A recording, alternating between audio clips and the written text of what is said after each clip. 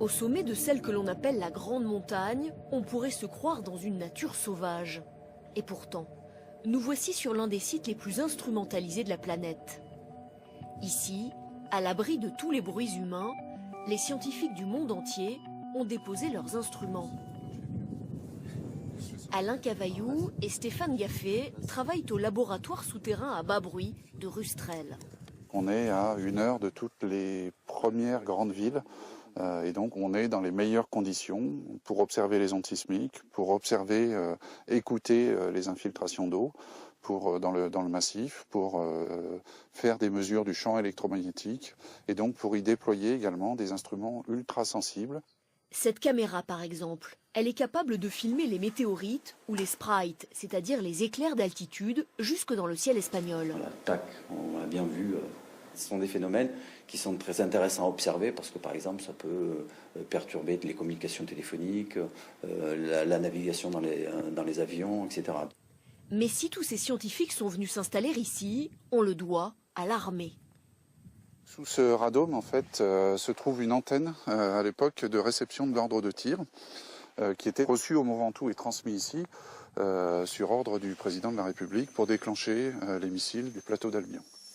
En cas d'attaque nucléaire, c'est donc d'ici que la réponse serait partie. Des zones de lancement et répondre si nécessaire aux ordres de tir que seul le... Durant 25 ans, 24 heures sur 24, des officiers de l'armée française se sont relayés sous terre, 500 mètres plus bas, à l'intérieur de la montagne, pour pouvoir, au cas où, appuyer sur le bouton. À la fin de la guerre froide, le site a été cédé aux scientifiques.